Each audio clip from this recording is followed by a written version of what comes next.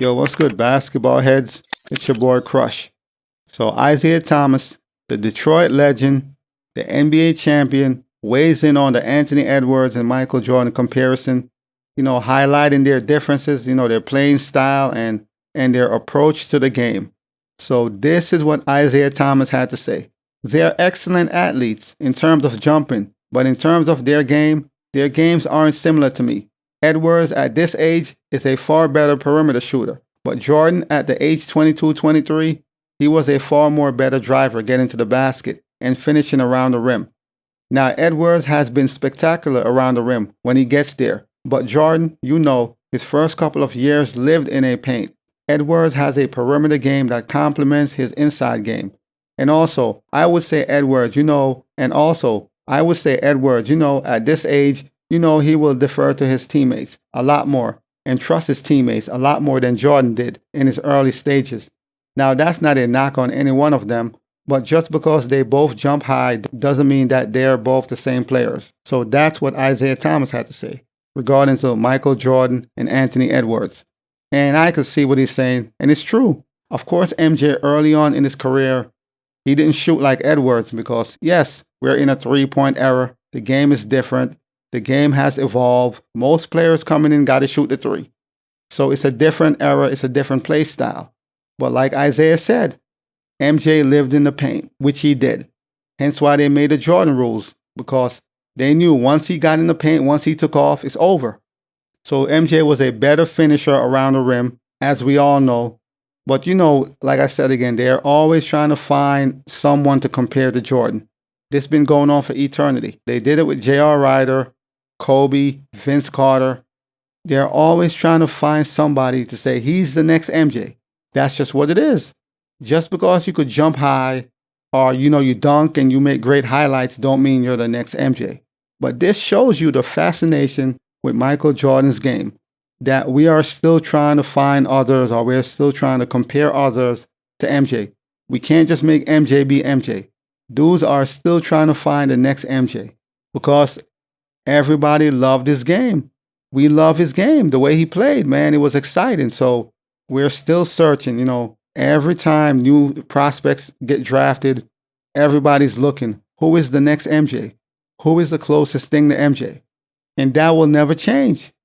This is like an ongoing situation when it comes to rookies, new players, flashy players, high jumpers.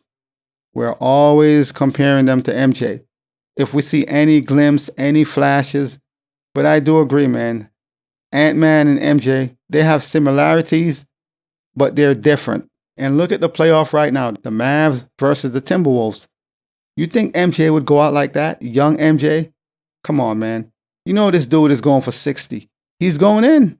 If he's going to lose, he's going to lose dropping 60. That's MJ. So Thomas highlighted that Edwards at his current age is a much better perimeter shooter, which he is because of the era he's playing in. We're in a time where you have to shoot the three. You have to have a jump shot. The game is played more on the perimeter. All that post game, in the paint, mid-range, it's minuscule.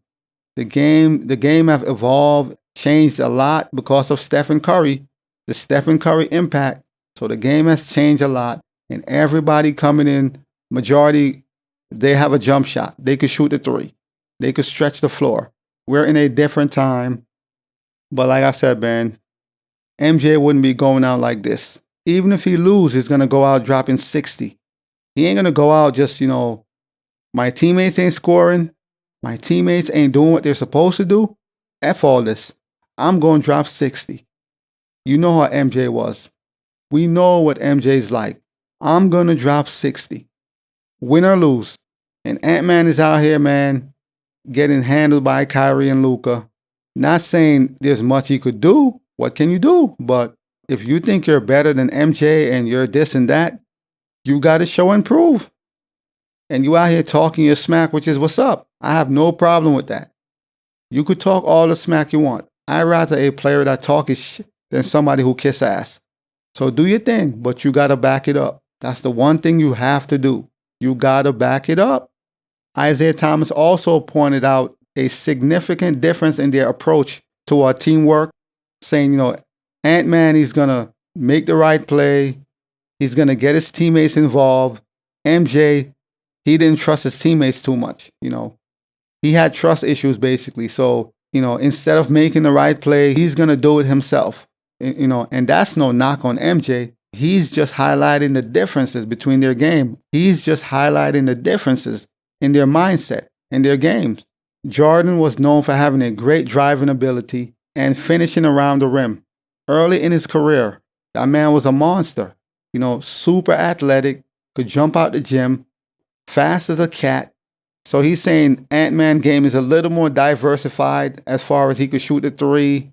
He could still play in the paint. But once again, that's the evolution of the game. How the game is played today. If you can't shoot, you can't play. Simple as that. If you can't shoot the three ball, you can't play on the perimeter, you're not going to see a lot of playing time because you got to be able to make a shot. When the defense collapses and they dish the ball, you got to be able to make a shot. And that's just the difference in the game. But they're both great players, man. Ant-Man about to be sent home. Ant-Man is about to be bounced in the Western Conference Finals by Kyrie and Luka. No knock on him, man. Great player. He's only 22. He's only going to get better. These are the growing pains of the NBA. And to further illustrate the differences, if you compare the first 4 seasons of their NBA career, Anthony Edwards has averaged 22.9 points, 5.2 rebounds, 4.1 assists, 1.4 steals, and 0.6 blocks per game, shooting 44.7% from the field, 35.6% from three-point range, and 79% from the free throw line. Michael Jordan, on the other hand, averaged 32.7 points, 5.6 rebounds, 5.3 assists, 2.8 steals, and 1.6 blocks per game, while shooting 50% from the field, 16.4% from the three-point range, and 84.8% from the free throw line. So as you can see, MJ was horrible from the three because he never shot the three much. That wasn't emphasized in the 80s and 90s. That's not a thing where players worked on three-point shots. Yes, you had specialists who shoot the three, but majority of players played in the mid-range, inside and mid-range. But as you can see, he was a much better free throw shooter.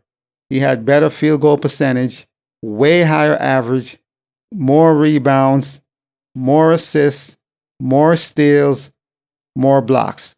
So MJ beat Ant-Man in every category almost, like significantly. So you could see the difference. Both great players, man, but MJ is a different animal. But we're always finding somebody to compare to Michael Jordan. That's just the way it is. We're always looking for the next MJ. But as always, I'll holla. As always, we just talking basketball. Hit the subscribe button, like, comment, share.